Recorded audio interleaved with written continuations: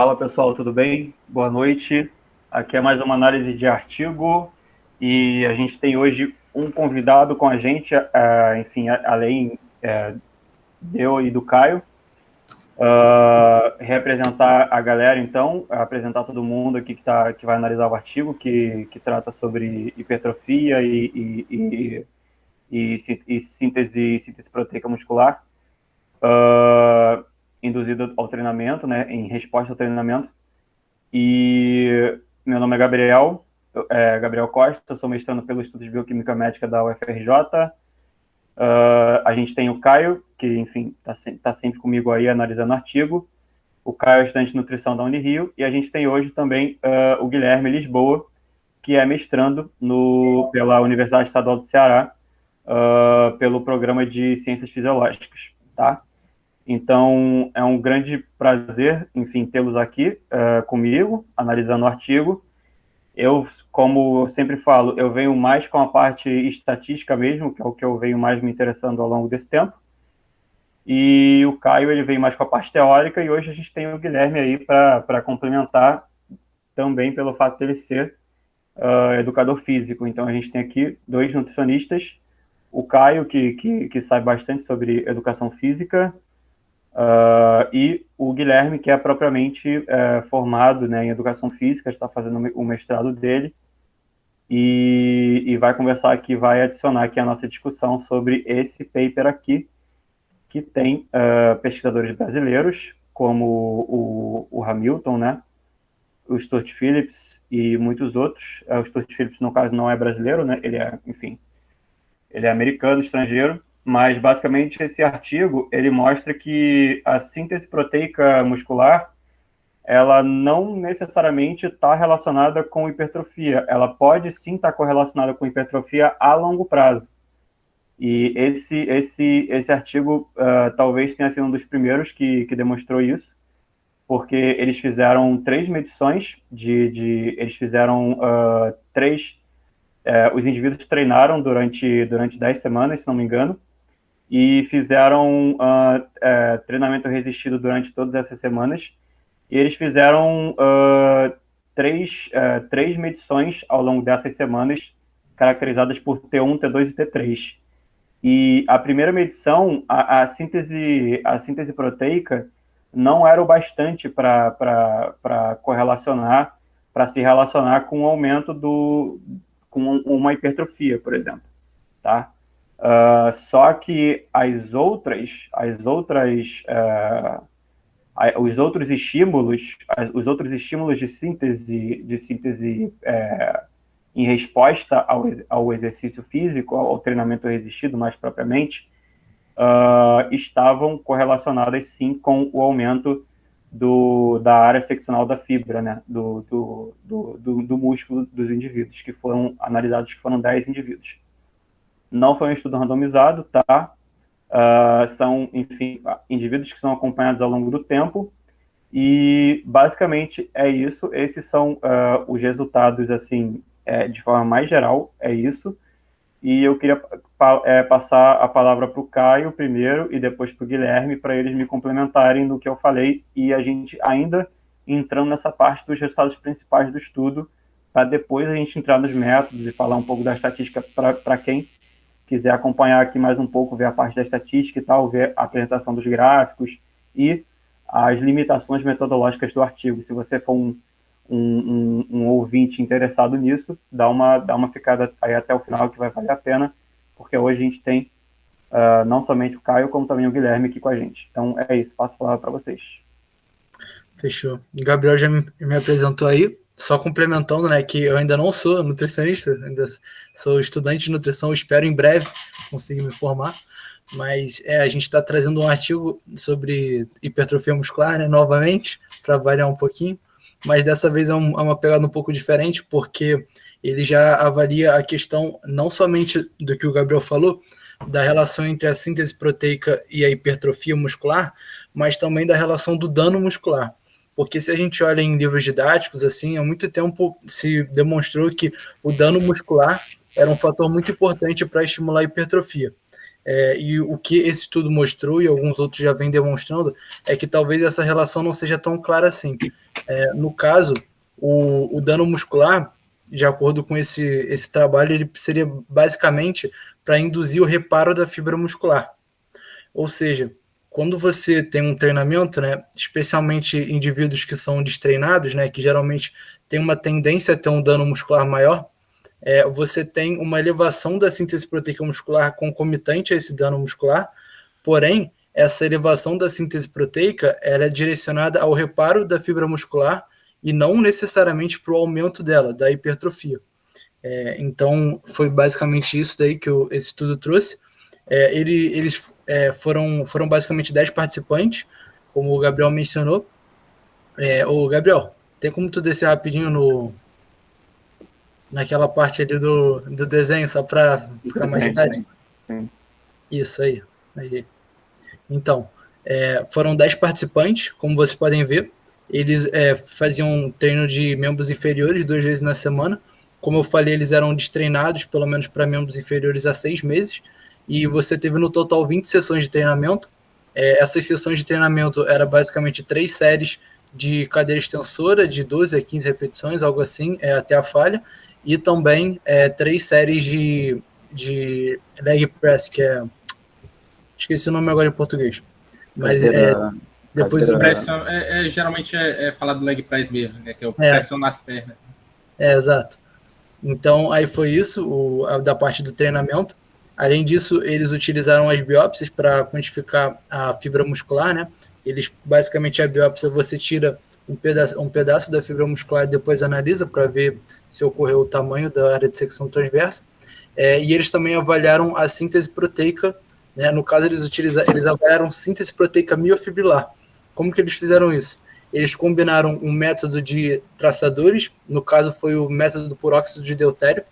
A gente tem tem diversas técnicas de aminoácidos traçadores, e a particularidade dessa técnica é que ela permite com que você quantifique a síntese proteica muscular ao longo de dias e semanas. Geralmente, outras técnicas, como a taxa de síntese proteica fracional, é um método que você insere um catéter na artéria do participante e você vai gerando uma infusão de aminoácidos.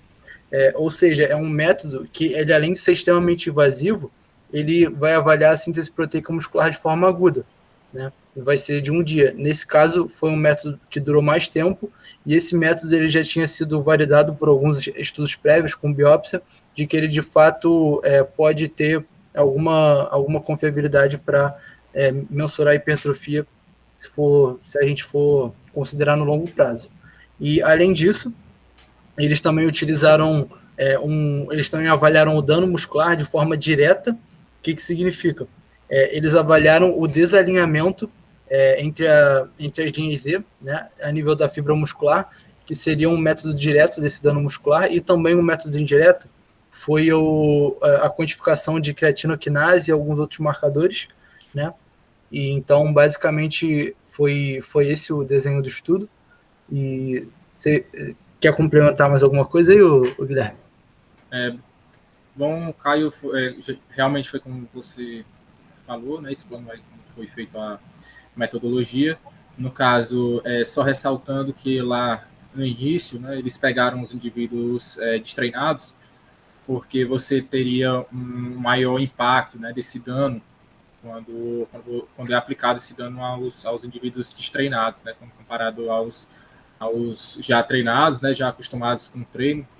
É o que ele percebe também nos resultados, né, que nós vamos mostrar também depois para vocês que estão acompanhando, e ressaltar esse aspecto, né, do que eles viram, do que já estava também um tanto quanto descrito ali, alguns detalhes na literatura, de que aquela síntese proteica inicial, né, ela posterior ali ao treinamento, né, a sessão de treinamento, ela não necessariamente vai levar à hipertrofia muscular, né? Aquela síntese aumentada é para fazer esse trabalho de regeneração do tecido muscular, né, que foi danificado. Então, como o Caio mencionou, existem maneiras de você verificar esse dano, né, maneiras diretas e maneiras indiretas. A forma direta, né, seria ali avaliando a desorganização do sarcômero, né, das estruturas ali do sarcômero, como o trabalho fala em relação à linha Z, né, ao disco Z, e também o trabalho também mostra alterações em parâmetros que estão ligados ali indiretamente a esse dano, né, porque a gente sabe, quando há uma sessão de treinamento, o nível de performance ele tende a cair, né? Então, eles mensuraram ali o pico de torque, né? Nessa tabela ele tem ali a legenda, né? Então, foi o que eles fizeram basicamente. Já não entrando na metodologia, né? Mas já dando spoiler do que foi feito, eles avaliaram se eu não me engano, foi pelo teste da máquina, né? Isocinética. Então, eles prenderam o indivíduo lá no aparelho, né? Colocaram o cinto ali na região do tórax, para ele não se movimentar, não ter nenhuma espécie de roubo, para que eles conseguissem avaliar o padrão, né, dessa contração nessa máquina, né? Então, isso foi um dos pontos, né, que foi avaliado como um teste indireto.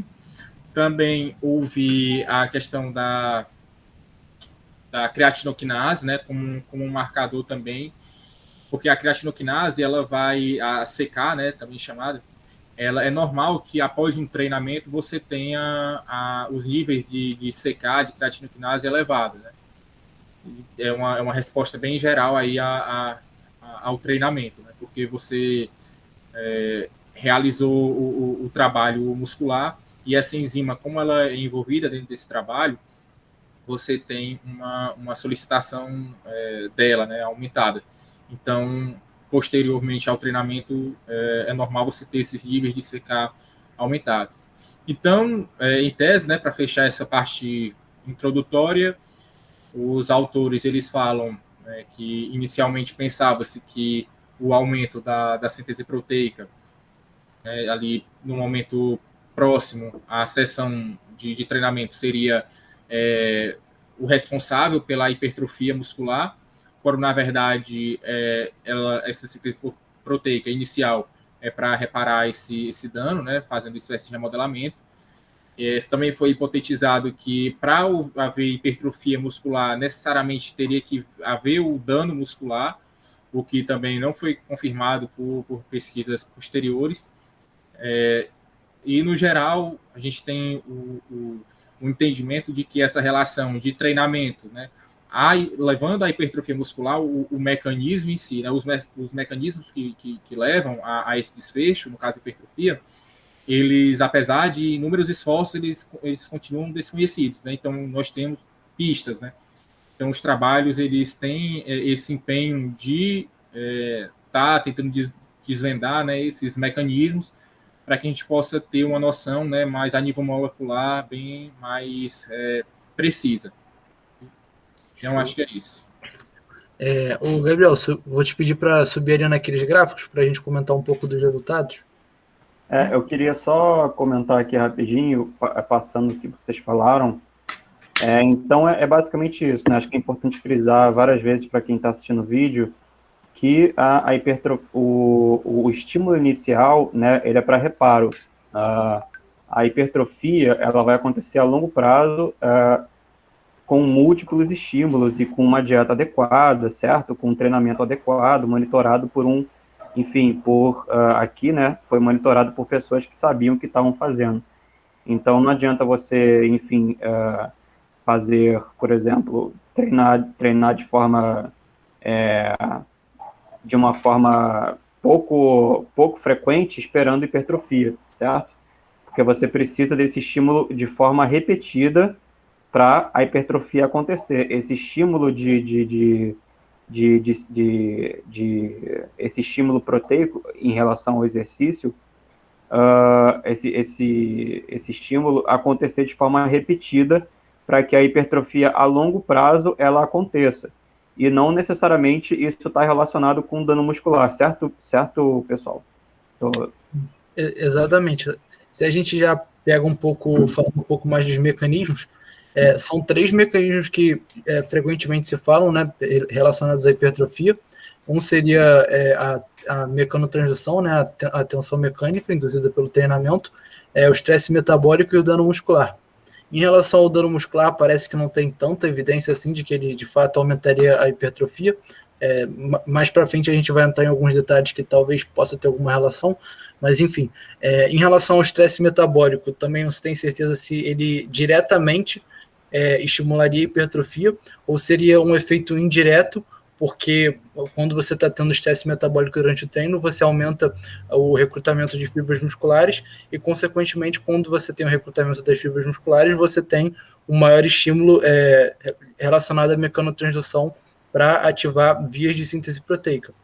Inclusive, alguns trabalhos, né, de um pesquisador brasileiro, o Vandré, que ele traz esse mecanismo da mecanotransdução, e ele explica que, por exemplo, quando você tem o treinamento, né, um estresse mecânico durante a contração muscular, esse estresse mecânico ele é sentido por alguns mecanosensores na fibra muscular, e depois desses mecanosensores sentirem esse estresse, eles traduzem isso em vias bioquímicas. No caso, tanto a via mTOR quanto a via das MAP quinases.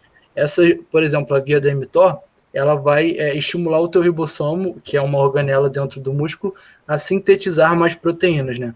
Ou seja, você tem no núcleo o DNA vai levar ao RNA mensageiro, o RNA mensageiro vai até o ribossomo e o ribossomo vai sintetizar novas proteínas miofibrilares. E também, de forma crônica ao treinamento, você acaba que pode ter também o aumento do número de ribossomos, né? Uma biogênese ribossomal. Então, daí você não tem só o aumento da eficiência de síntese proteica, mas também o aumento da capacidade de síntese proteica. Eles chamam de translacional, né? Essa capacidade translacional. Aí, com os estímulos, né, você teria ali pequenos aumentos, né, tanto de capacidade quanto também de síntese, né? O que levaria a longo prazo, né, a hipertrofia. Lembrando que ela é uma situação multifatorial, né? Sim, sim. Interessante, já para a gente matar essa tabela aqui, que a gente está falando sobre dano muscular e tudo mais, que você e o Guilherme falaram, a gente vê que depois aqui, ó, no T3, que é lá na semana... O T3, ele é na última semana, né? Depois do último treino. Depois do último treino. E o T2, ele ocorre aqui 1, 2, 3, 4, 5, aqui na quinta semana, né? Pode ser quinta semana ou sexta semana, algo assim. Se não me engano, o T3, o T2 é na terceira. Na terceira, tá, beleza. Porque são 2 treinos por semana, se não me engano. Beleza. Aí a gente aqui já vê que os caras eles vão começando a ficar adaptados, né? Aqui no T1, eles têm uma resposta, significativa em relação aos outros dois, de creatina kinase, de muscle soreness, né, que é o muscle soreness é tipo a sensação de dor, né, após o exercício, e essa questão do teste de torque que o Guilherme mencionou. Esse aqui, né, se a gente fosse resumir essa tabela, a gente veria que, na verdade, que aqui os indivíduos já começam a não modificar muito seus parâmetros. Aqui, olha lá, os caras com 48 horas, eles têm uma creatina kinase de 416, muito alta. Aqui, já é de 226. Aqui, os caras já têm uma creatina kinase de 110, porque eles já estão treinando há 10 semanas. Então, o corpo ele vai se adaptando a esse estímulo repetido, né, de treinamento resistido. E a mesma coisa que vai acontecendo, um pouco menos para o teste de torque, mas também acontece para o muscle soreness, né, que é a sensação de... Como é que é mesmo, Guilherme? É de dor, né? A sensação de dor. Se a gente for traduzir, soreness seria dor. A sensação de dor vai diminuindo, né, ao longo do tempo. Aqui, os caras aqui, depois do treino, já não tem uma diferença em relação ao baseline, né? Esse aqui, tu vê que os caras partem de 0 e depois eles começam a sentir muito, que é o asteriscozinho. Estatisticamente significativo contra o baseline. Estatisticamente significativo contra o baseline. E a cruzinha aqui é estatisticamente significativo contra o T2 dos outros momentos. Então, isso aqui está basicamente comprovando, essa tabela está basicamente comprovando que os caras eles vão se adaptando ao longo do tempo no que tange a esses parâmetros aqui. o interessante também, Gabriel, que é um fato que ocorre, né, ou com destreinados, ou então até mesmo a pessoa treinada, mas vai desafiar o músculo, né, geralmente com intensidade maior, né? Intensidade a gente fala dentro da musculação, a diminuição do RM por aumento do peso, né? Então, tipo, porque assim, a intensidade, essa palavra dentro do treinamento, ela gera uma certa confusão, porque eu posso ter intensidade dentro da percepção de esforço, né? Então, uma pessoa pode dizer, o treino foi intenso porque, tipo, fiquei mais ofegante, né? Você pode falar dessa forma, mas geralmente na literatura do treinamento de força, a intensidade está ligada às repetições máximas, né? E aí, quanto mais peso tu coloca, menos repetições tu vai fazer, porque, enfim, a carga ali, no caso o peso, né, estaria muito alto. Aí, quando tu tem essa situação de um indivíduo treinado, né, mas tu aumentou o volume demais, juntamente com uma intensidade maior, ou então uma pessoa destreinada, tem a situação da dor muscular tardia, né? E geralmente você tem aquela dor que ela vai ter uma resposta ali horas bem depois da sessão do treino, né? Só uma curiosidade. Exato, até essa adaptação, né, em termos subsequentes, depois, né, de você ter um dano muscular aumentado, se eu não me engano, em inglês é Repeated Bout Effect. Você sabe me dizer qual que é a tradução disso em português? Só por curiosidade.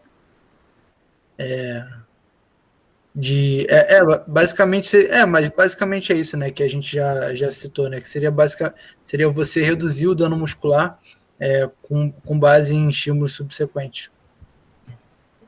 O corpo vai se adaptando, né? Geralmente você vai fazer aquele trabalho, né, você vai controlando a carga ao longo do tempo, né, para não induzir o indivíduo também a ele chegar à falha muscular, né, principalmente iniciantes que não é necessário. Tanto que ele já estabelece ali uma faixa de repetições. A gente vai falar ainda da metodologia, mas já vai para os resultados. Vamos falar dos resultados? Sim. Porque, só nessa questão, porque o Caio falou do treino, né? Aí eles utilizaram 2 exercícios, né? O que eu tô falando, ao mesmo tempo me lembrando aqui de alguns detalhes, né? Então, ele utilizou o leg press 45 e a cadeira extensora, né? Para fazer o treinamento. A faixa de repetições foi de 9 a 12, se eu não me engano, 9 a 12, e a carga foi 3 séries, né, de 9 a 12, e a carga foi ajustada, porque o indivíduo ele poderia estar na primeira série fazendo ali dentro daquela faixa de repetições, mas na segunda ele ainda não colocaram também um intervalo de descanso de 90 segundos. Aí na segunda série ele podia não estar recuperado, então eles modificaram a carga para eles ficarem nessa faixa de 9 a 12 repetições, né, para não enviesar aí o resultado. Legal.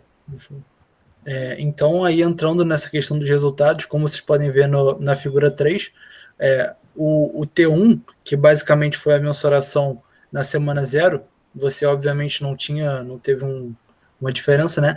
Aí conforme foram progredindo, o T2, que seria a terceira semana, você teve um leve aumento, mas se eu não me engano não foi significativo, não foi estatisticamente significativo. E no T3 já, que é a 10ª semana, é quando você de fato tem um resultado significativo nesse aumento da área de secção transversa da fibra muscular. Aí depois, desce um pouquinho rapidinho, Gabriel, só para eu mostrar os outros. Aí.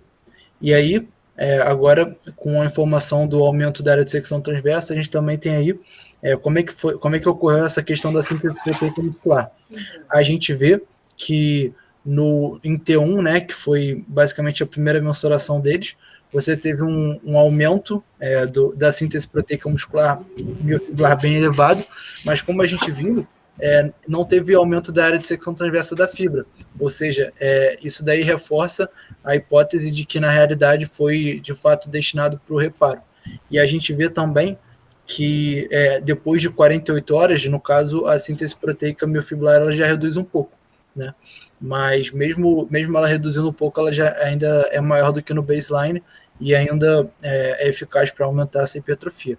Aí na figura um pouco mais abaixo, eles meio que corrigiram o valor da síntese proteica miofibrilar para o dano muscular, né, que seria esse desalinhamento aí da linha Z, essa ruptura dos sarcômeros.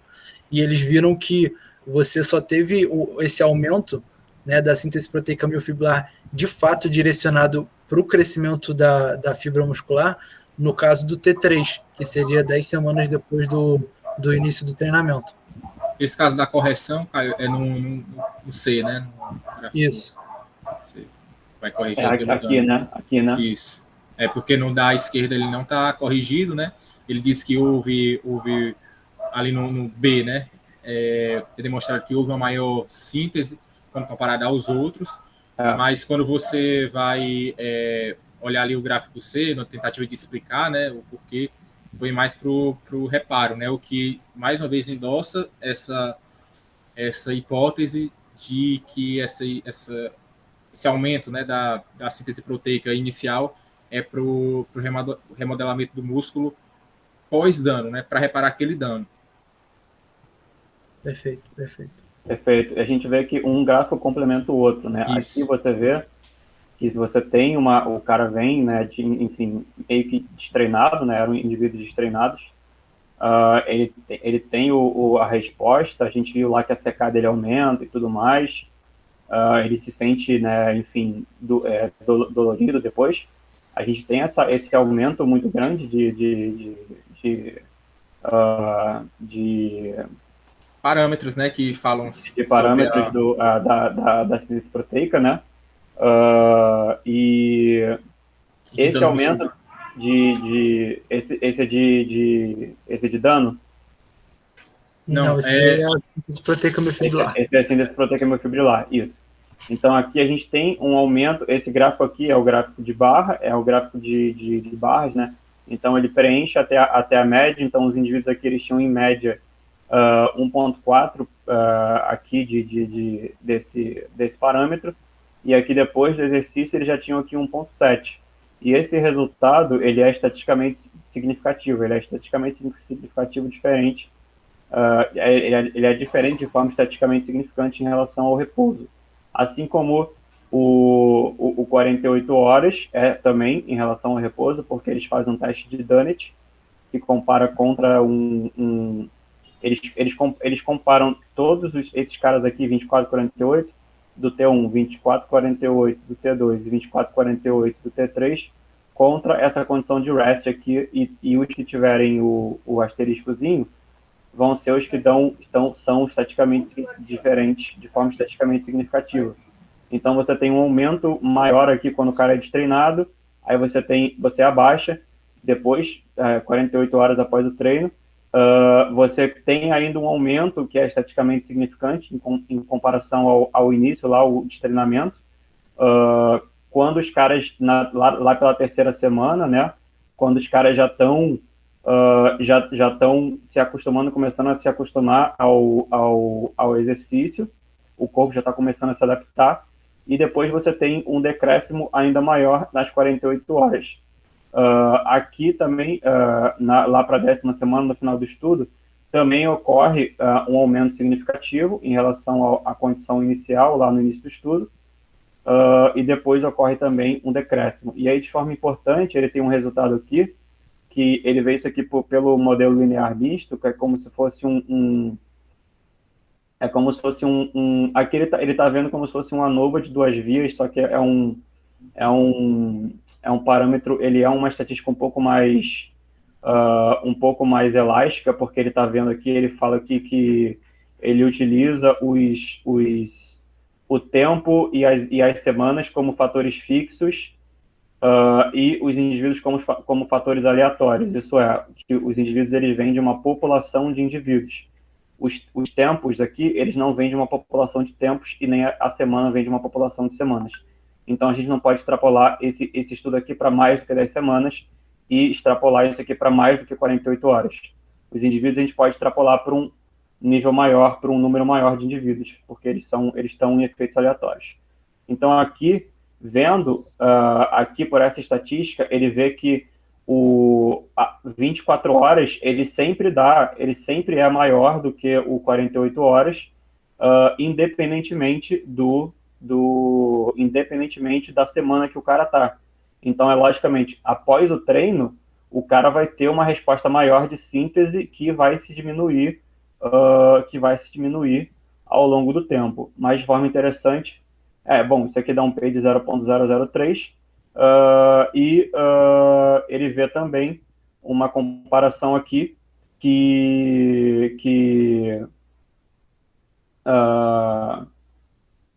deixa eu lembrar o que é isso aqui. Main Training Phase Effect.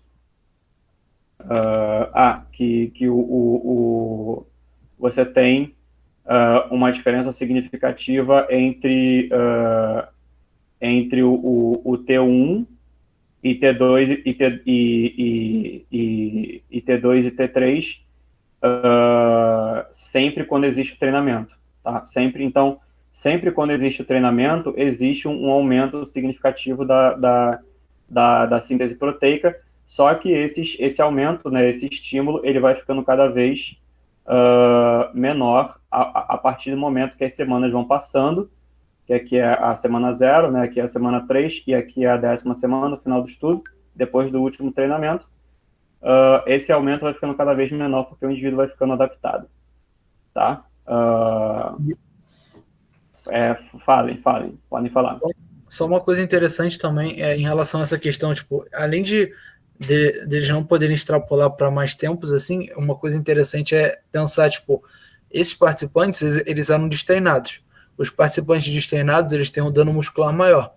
Talvez se a gente estivesse pegando uma amostra de indivíduos treinados, que não teriam um dano muscular tão elevado, talvez a síntese proteica miofibrilar já de forma mais aguda pudesse, né, predizer algumas adaptações de hipertrofia muscular a longo prazo, né? Seria uma hipótese, assim. Perfeito, cara, sim. E já quer entrar para a parte estatística? Ou... a gente falou sobre esse gráfico aqui, né? Esse gráfico aqui, na verdade, o que ele está mostrando é que ele usa também na verdade, aqui é um gráfico que complementa, né? Na verdade, aqui são os deltas, né? Ele está pegando essas diferenças aqui, ele está pegando, 0 e diminuindo de 48 para cada um dos 10 indivíduos, 24 dividindo de 48 para cada um dos indivíduos e 24 dividindo de 48 para cada um dos indivíduos. E ele vê aqui, né, corroborando esse gráfico, que o aumento maior ele ocorreu no T1. Ele ocorreu na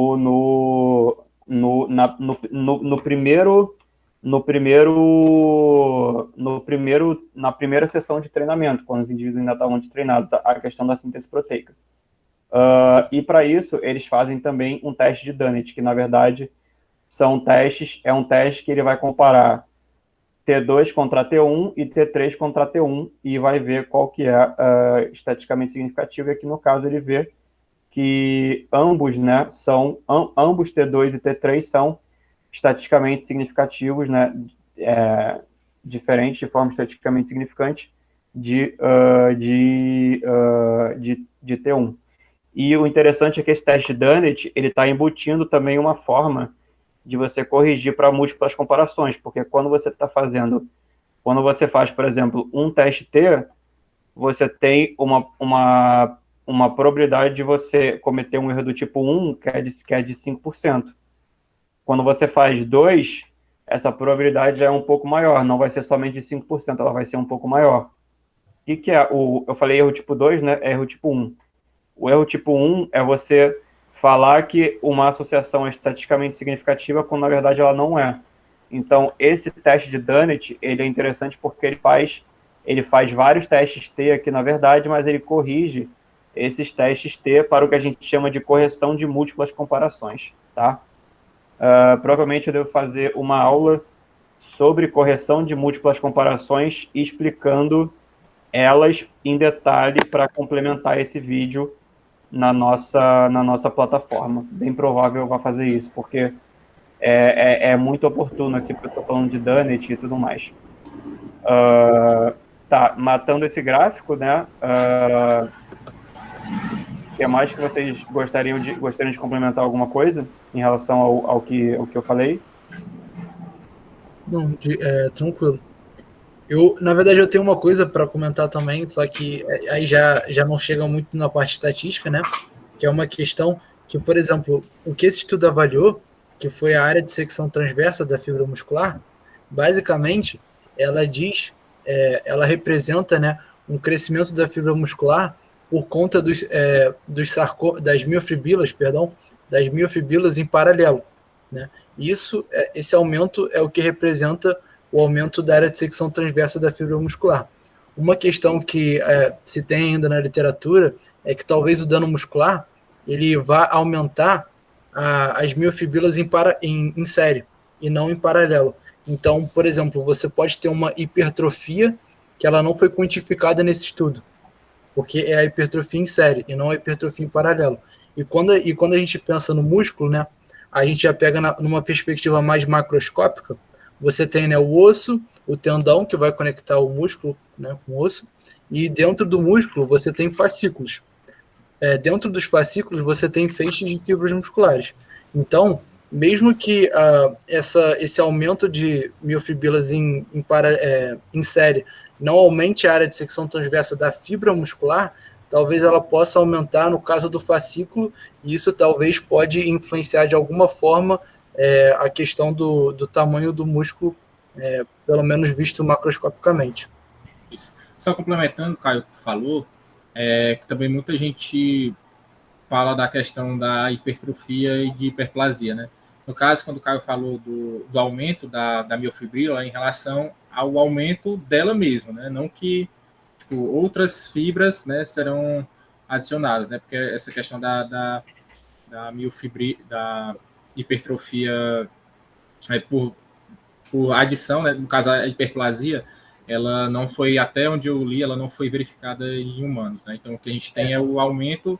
Você tem a adição, né, do componente ali proteico, no caso, os componentes que estão formando ali o sarcômero, né? Então tem a adição do sarcômero em série, a adição de mais sarcômeros ali em paralelo, que favorece a hipertrofia, né? O aumento ali daquela área de secção.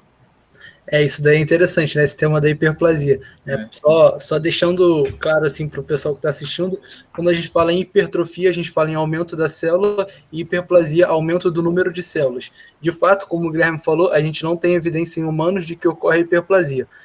Mas aí, quando a gente vai olhar em modelo animal, geralmente são os estudos que demonstram hiperplasia são intervenções tipo completamente atípicas, por exemplo, aquela synergist ablation, que você remove o membro do animal e isso vai gerar a hiperplasia. Sobrecarga como se fosse sobrecarga, né?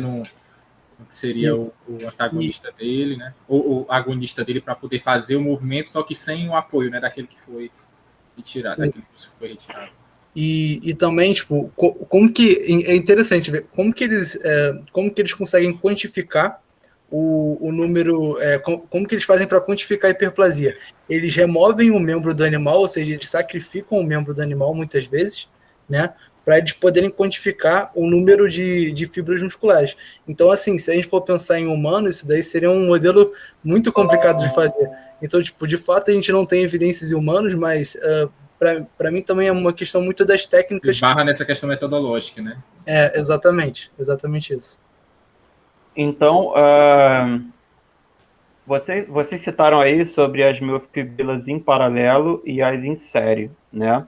E que o dano muscular poderia estar mais relacionado às em série do que às em paralelo. E que poderia ter uma hipertrofia que a gente não está medindo, porque a gente, na verdade, está medindo a área seccional, que seria as miofibrilas em paralelo, certo? Sim. Isso. De alguma forma, isso explica a falta de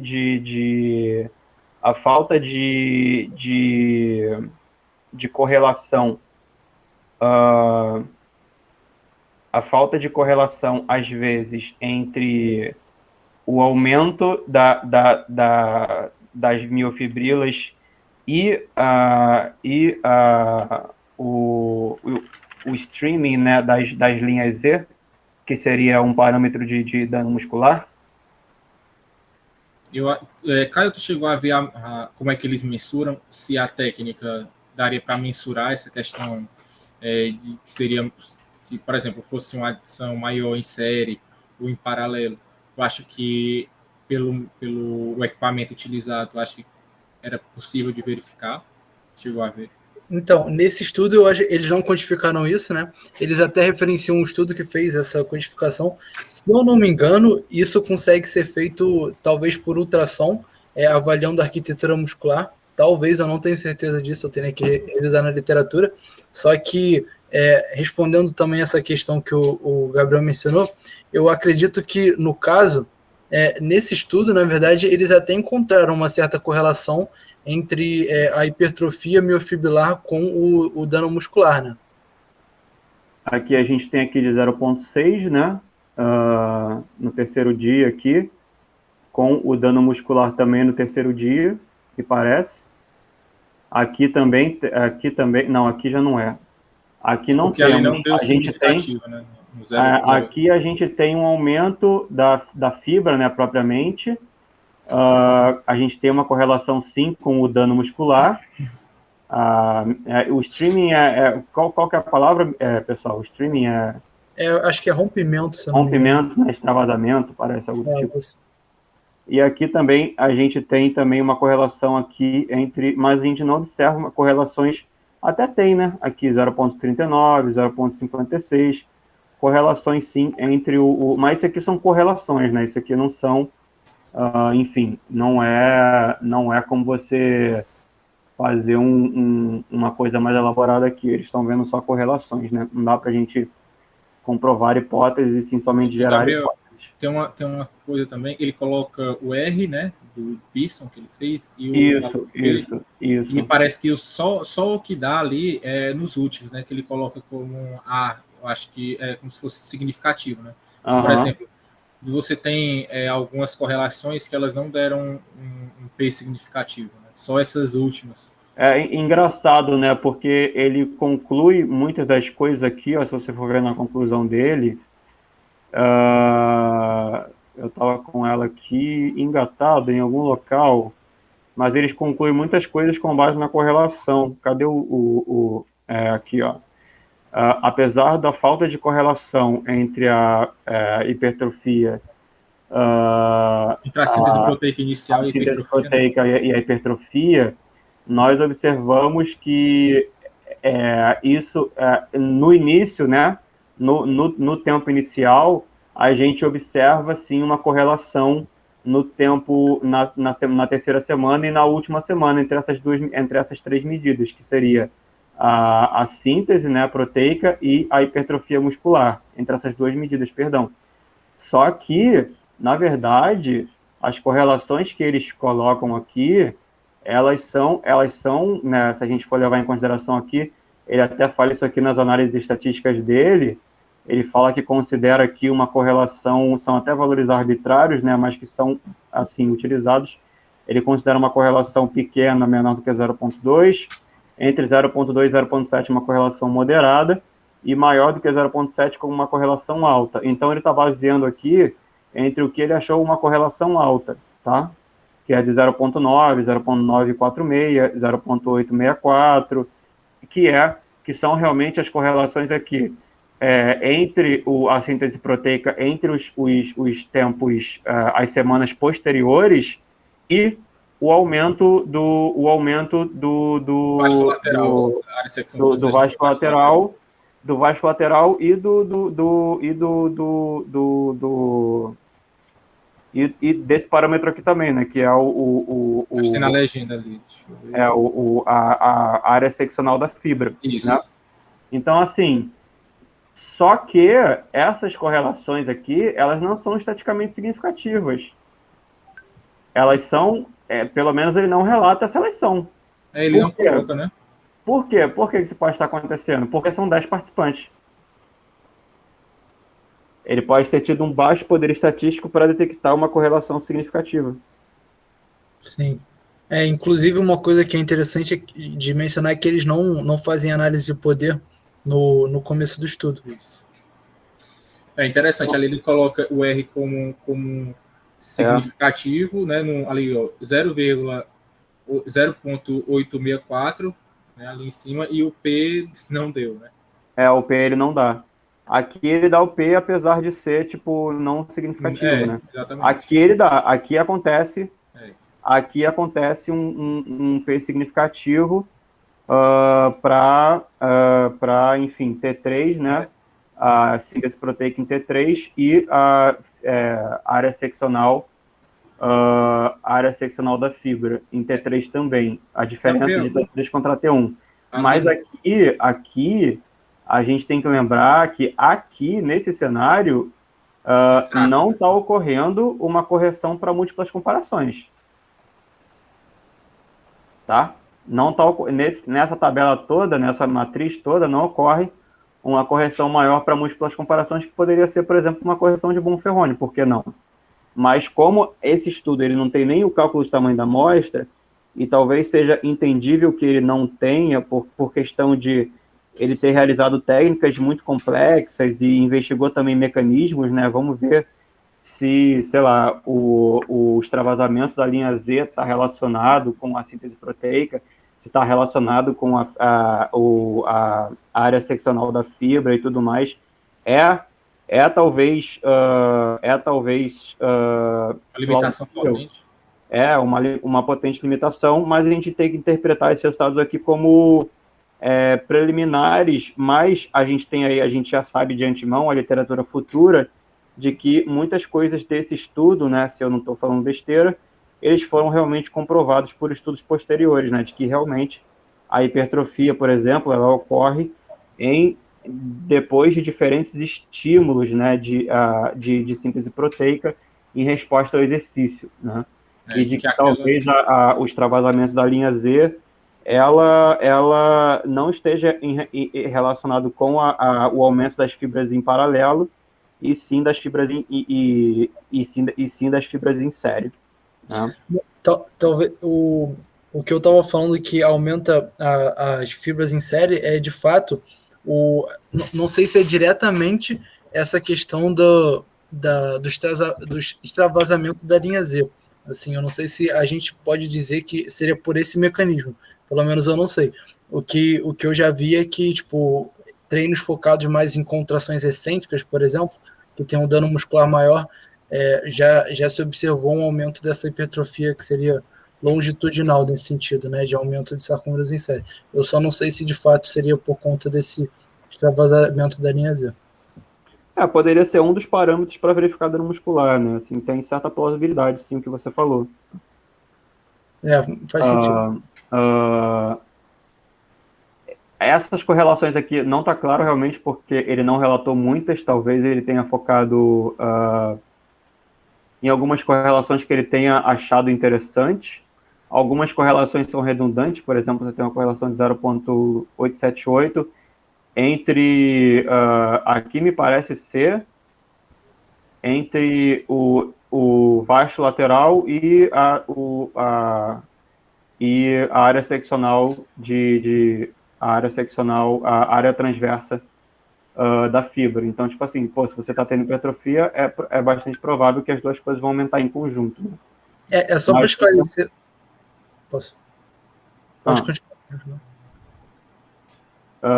Mas fica um pouco, não fica tão claro porque ele omitiu certas correlações aqui.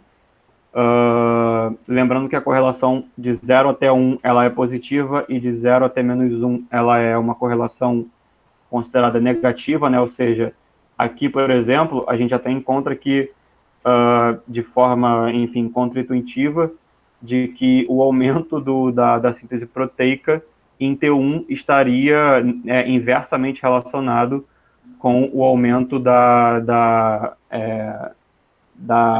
área de secção transversa. Isso, exatamente. Mas, na verdade, não dá para a gente concluir muita coisa com base nisso. Isso aqui pode ter sido uma correlação que ocorreu por baixo tamanho da amostra, porque, na verdade, a gente está com baixo poder estatístico. Até para fazer uma correlação, a gente precisa ter um poder estatístico adequado. a correlação para a gente ter um bom poder estatístico para encontrar correlações adequadas, assim, mais ou menos, não é tão alto, tá? Ele não precisaria, por exemplo, ter 100 indivíduos aqui, bastaria ele ter tipo uns 20, 30, mais ou menos, para ele já ter um cenário um pouco mais interessante, mas 10 foi o que ele conseguiu, e tá aí o estudo dele, aí muito bem feito e tal, coisas muito, assim, complexas sendo feitas, e é claro que não invalida os resultados, e só que serve para levantar hipóteses que foram posteriormente comprovadas na literatura. Só que a gente tem que interpretar com cuidado essas correlações aqui. Só para explicar uma coisa ainda nessa tabela, que assim, a gente não mencionou no começo do estudo, só que essa medida de área de secção transversa do vasto lateral, ela não foi medida por biópsia, na verdade ela foi medida por ultrassom. Só que isso não é detalhado nesse estudo, nesse artigo, né? Porque na realidade o Damas, né, os pesquisadores, eles fizeram um outro estudo avaliando se, no caso, o aumento do vasto lateral medido pelo ultrassom, ele no começo do treinamento ele seria por conta do edema. Basicamente um outro estudo com os mesmos dados. Por isso que eles botaram essa mensuração aí, não explicaram muito bem, porque no caso desse estudo não era o interesse fazer essa pergunta de pesquisa. E agora, em relação a essa questão da correlação, uma coisa bem interessante que o Guilherme tinha trazido antes de a gente começar a gravar é que seria legal se os pesquisadores trouxessem um gráfico que mostra essas variações a nível individual, já que eram só 10 participantes, para a gente ver se tinha algum resultado muito discrepante, e até porque na literatura relacionada à hipertrofia como um todo, a gente vê bastante diferenças assim, interindividuais. Dentro dessas pesquisas, né, na área das ciências do esporte, pelo NC baixo, né, eu acredito que não é muito problema você sumarizar ali os valores, né, de cada pessoa, para a gente ter uma comparação, né, um pouco mais justa, porque quando você junta todo mundo e coloca só o valor da média, aquele valor de média ele pode ser sensível, né, a média ela é sensível aos valores extremos, né? Então pode ser que uma pessoa ali ela puxou toda a média para aquele valor, para aquele patamar, mas a gente não tem nada, né, sobre o desvio padrão, né, sobre a variabilidade aí dos dados, né? Então seria interessante colocar uma tabelinha no final. E por que não? Agora que vocês citaram isso, gente, eu nem tinha percebido, como são só 10 indivíduos, né? Eles poderiam, ao invés de ter utilizado um gráfico de barras, eles poderiam ter utilizado o gráfico de dispersão, scatterplot. Verdade. Mostrar os pontinhos individuais, onde que está cada indivíduo. Porque nos trabalhos com treinamento, né, e tal, a gente percebe que quando eles vão colocar, tipo, junto o gráfico, né, eles colocam como se fosse transparente essas barrinhas, e por trás tem as bolinhas representando cada pessoa, né? Aí, tipo, tem gente que ganha e tem gente que perde, entendeu? Assim, bizarro, né? Uhum. Aí você olha assim, a média deu altíssima, mas a dispersão está altamente dispersa. Ele até tem aqui, né? Ele até tem essas barras aqui, elas representam erro padrão, né? Nem desvio padrão, né? São erro padrão. Standard Error of the Mean. É erro padrão. Então a gente já imagina uma dispersão bem maior, né? Porque o erro padrão ele é sempre menor do que o desvio padrão, né? Porque o erro padrão ele é o desvio padrão dividido pela raiz do N, né? Que seria a raiz de 10. Vamos dizer assim. O N que seria o tamanho da amostra, né? Então a gente esperaria barrinhas aqui maiores. Por que talvez eles reportam aqui o erro padrão? Porque provavelmente eles têm um desvio padrão alto. E aí é aquela clássica, né? É aquela clássica lá do Douglas Altman, lá em 80 e poucos, 90 e poucos, dos caras, eles às vezes preferirem relatar o erro padrão da média do que o desvio padrão, porque o erro padrão ele tende a ser menor. Chegamos a insights muito interessantes aqui sobre esse estudo já. E o erro padrão é uma medida mais assim para uma estimativa, né? Tendendo a uma estimativa num trabalho que não fez estimativa de no trabalho que não fez estimativa de tamanho de efeito, exatamente. Que não dá, por exemplo, ele só dá os valores significativos, mas ele não dá a diferença. Qual é a diferença entre T1 e T2? Qual é a diferença entre T1 e T3, certo? Muito bem observado, Guilherme. Um intervalo, né? Intervalo de confiança, já que ele assume normalidade para colocar Pearson. O Pearson, por que ele não colocou, né? Ali os valores, né? Na mão, né? Muito bem colocado, muito bem colocado. Uma última coisa que eu queria dizer aqui sobre esse gráfico que foi que a gente não... realmente, né, dano muscular, caiu lá o extravasamento das linhas Z.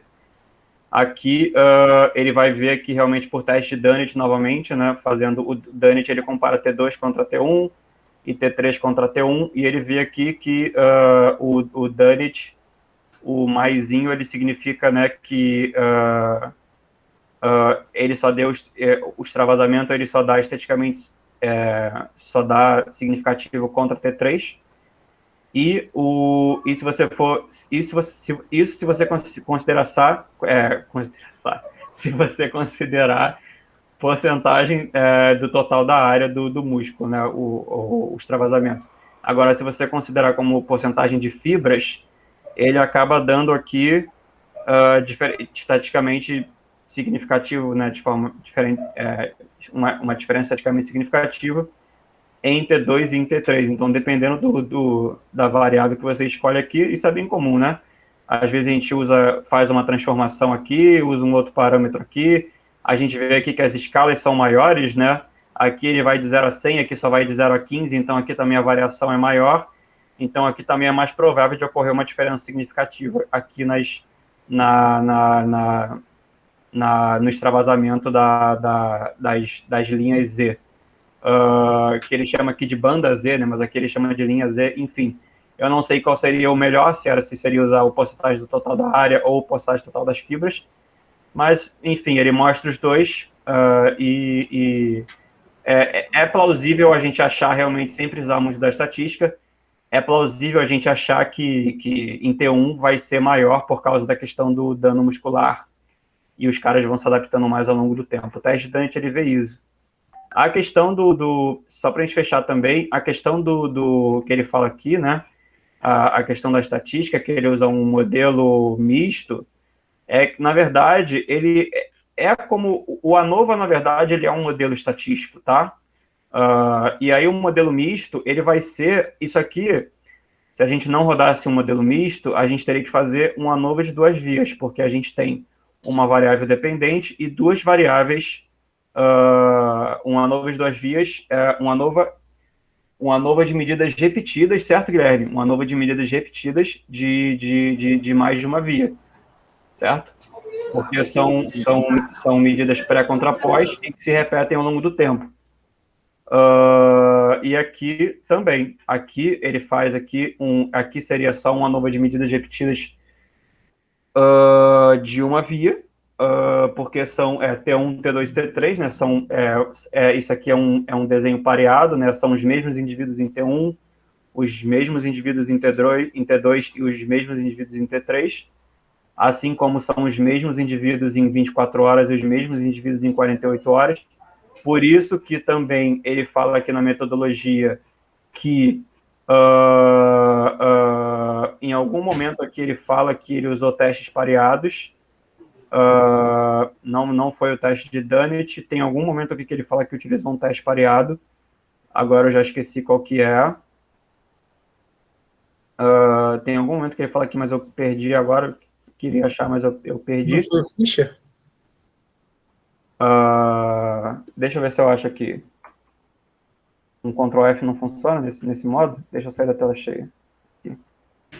Pirate. Não, tô viajando. Beleza.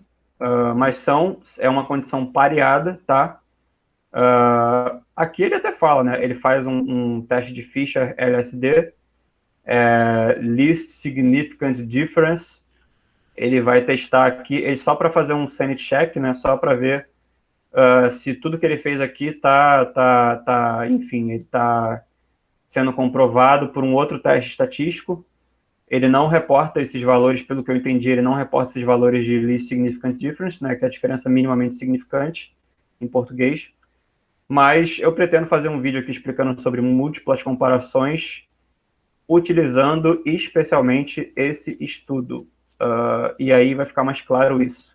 O Least Significant Difference, a gente assume que as coisas têm uma dose resposta, ou seja, 24 horas é maior do que 48 horas, que poderia ser maior do que, sei lá, enfim, 70 e poucas horas e por aí vai, 72 horas, né? E aí ele vai fazendo um teste contra o outro. Gabriel, na verdade, ele fala que foi pareado. Só que não é pareado, né? Ele coloca pai é diferente, né? A escrita. Ali, ó. Usage, depois de usage, depois do LSD, lá na análise estatística. O Fisher, LSD. Pairwise comparisons. Sim. Perfeito. Mas é basicamente isso que os resultados, né, querem passar. O modelo é um modelo é como se fosse uma ANOVA, tá, de medidas repetidas, mas ele é mais flexível, esse modelo de efeitos mistos, tá? Porque na verdade os ANOVAs eles são modelos estatísticos, eles são modelos de regressão. Isso aqui é um modelo de regressão, só que um pouco mais refinado, contando aqui, por exemplo, os indivíduos como um fator aleatório, tá? É uma estatística um pouquinho mais refinada. Eles fizeram em qual software esse... Não falam nem qual software que eles fizeram. Eles não falaram. Eles não falaram qual software que é. Bom, beleza, tudo bem. Então, acho que é basicamente isso, né? Esse artigo. E querem passar de novo vocês aqui sobre a conclusão. De forma importante, né? A dieta, enfim, estava padronizada, enfim, antes das biópsias e tudo mais. Eles colocaram, só acrescentando, Gabriel, que eles colocaram whey protein também, né? Isso. Conseguiram para aumentar essa taxa de síntese proteica, né? Isso aí. Então, eles colocaram tudo, entre aspas, ao extremo, né? Para ter realmente a confiabilidade. Então, os indivíduos destreinados para induzir o maior dano, consumir whey protein para ter essa maior resposta à síntese, né? O que continua me incomodando... perfeito, Guilherme. O que continua me incomodando muito é eles reportarem erro padrão da média até para medidas de estatística descritiva. Isso aqui está me incomodando muito ainda, mas tudo bem. Né? Você percebe aqui, né? Pô, a média dos 10 indivíduos era de 27 com erro padrão de 1 ano. Só que, pô, provavelmente, sei lá, o desvio padrão deve ter sido um pouquinho maior do que isso. Porque a raiz de 10, nem sei quanto é que é, gente, mas, enfim, daria para fazer aqui um Tabajara, né, para a gente descobrir qual que é o desvio padrão desses caras. Daria para fazer um Tabajara aqui e ver, sabendo a raiz de 10, multiplicando pela média, daria para fazer? Não, acho que não. Tá, beleza. Mas me incomoda muito esse erro padrão na média e não o desvio padrão da média, que é uma medida de variabilidade e não de precisão.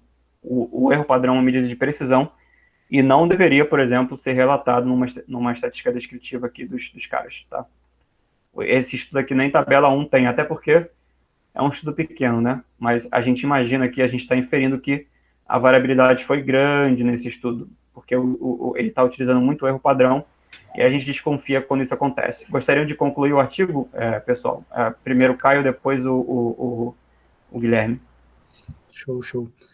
Geralmente no final eu gosto de trazer um pouco da minha visão do que poderia ter de aplicação prática do artigo, né? Em relação a essa questão do dano muscular e da hipertrofia, é muito comum assim as pessoas acabarem achando que essa questão de ficar dolorido depois do treino é essencial para a hipertrofia, né? E no caso acaba que muitas vezes parece que o dano muscular ele não é o que causa a hipertrofia, mas talvez ele esteja associado à hipertrofia, porque se a gente pensa também, quando a pessoa faz um treino com um alto volume de treino, ela vai ter um estímulo para a hipertrofia. Porém, ela pode ter um dano muscular muito exacerbado, muito maior do que o que seria necessário. Então, talvez ela não treinar com um volume tão alto ou, de repente, com uma proximidade da falha tão grande, dependendo do tempo de treinamento e da capacidade física dela, seria até mais interessante para otimizar essas adaptações. E o que esse estudo mostra é justamente que talvez o dano muscular no começo, logo após o treino, não seja o que vai desencadear o processo de hipertrofia, e sim, no caso, ele estimularia o processo de reparo para posteriormente você induzir essa hipertrofia. E como eu disse também anteriormente, talvez se a gente fala, se a gente pensa em indivíduos mais treinados, onde você tem uma atenuação desse dano muscular, talvez a síntese proteica miofibrilar já de forma mais aguda, ou pelo menos nas primeiras semanas, já pode ter um fator preditor maior para hipertrofia do que em indivíduos destreinados. Tem alguma Perfeito, coisa? Caio. Complementando, Pode falar. complementando aqui a fala do Caio, eu acho que o trabalho ele fez muita coisa assim difícil, né, digamos assim, mas o básico, mais simples, ele acabou deixando passar, né, e talvez essas informações mais simples, elas dariam maior poder para a conclusão do trabalho, né. Foi um trabalho que foi publicado numa boa revista, mas talvez numa revisão, num trabalho de revisão de literatura, eu acho que esses pontos eles deveriam ser levados em consideração, né, se a gente fosse fazer uma revisão sobre a importância, né, da síntese proteica para o dano muscular. Talvez esses autores eles não encontraram uma boa associação em relação a esses fatores, né, do que eles estavam objetivando, talvez, pela característica do estudo, né, por uma falta de robustez maior para a gente concluir alguma coisa com a maior precisão, né, visto algumas falhas que ele teve. E como o Caio mencionou, né, em relação à prática, eu acredito que a gente deva se pautar, né, dentro do que está estabelecido dentro das boas literaturas, né, não é necessariamente baseado em evidência, mas nas boas evidências, né, que falam sobre o treinamento, né. Então, hoje a gente tem muitos trabalhos que falam sobre o controle de carga, né, tendo uma visão mais racional assim do processo de treinamento, né. Eu gosto sempre de usar esse termo, você faz uma prescrição mais racional. Então, o que está descrito na literatura, nós pegamos como pistas, ou uma peça de um quebra-cabeça para que a gente possa formar a nossa linha de raciocínio, né? Então, vários trabalhos sendo englobados dentro de uma perspectiva mais multi, né? Como no caso a hipertrofia, e a gente também tem que levar em consideração a condição atual de quem está treinando, né? Para que a gente possa fazer uma escolha mais assertiva, né? É isso. Perfeito, pessoal. Gostaria de finalizar realmente ressaltando o que vocês dois falaram, né, que a gente consegue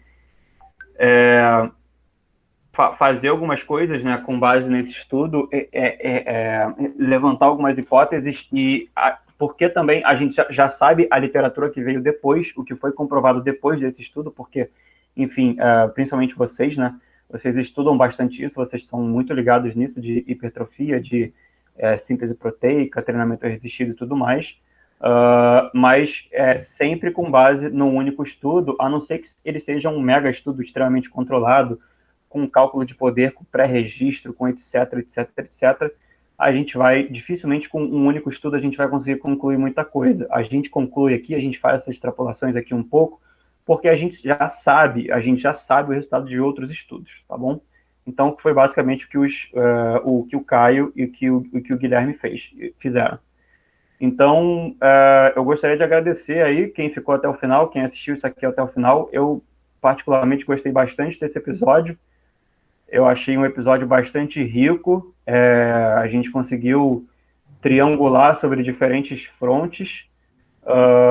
E realmente eu concordo com o Caio e o Guilherme que o trabalho ele fez coisas muito complexas, mas talvez ele poderia ter sido em coisas simples, em algumas coisas simples ele poderia ter sido um pouco melhor, o que não desmerece o esforço dos pesquisadores. A gente tem que lembrar que existem múltiplas pessoas envolvidas fazendo estudo científico. Mas tem coisas que eu acho que não deveriam faltar, como, por exemplo, você reportar, pelo menos em dados principais do estudo, talvez não em dados secundários, talvez como material suplementar, realmente, você dá ali os tamanhos de efeito, quais foram as diferenças entre as médias dos grupos e tal, e não somente o valor de P. Isso a gente estressa aqui nesse canal, ó, já deve fazer, desde que eu comecei isso aqui com o Caio, deve ter para mais de 2 meses, eu acho, e a gente já analisou vários trabalhos que é só valor de P e não tem tamanho de efeito, intervalo de confiança. Talvez seja por isso que tem uma dificuldade tão grande de haver cálculo de poder estatístico para você fazer esses estudos, talvez seja por isso essa área, as áreas, enfim, de nutrição e educação física sejam criticadas por não terem cálculo de poder, porque você precisa de uma literatura prévia te mais ou menos respaldando para quais são os efeitos daquelas intervenções, tá bom? Então, eu gostaria de agradecer quem ficou aí até o final. E é isso. Eu vou terminar a gravação aqui, desejando aí felicidade aí para quem nos aguentou até o final. Um abraço, galera. Falou.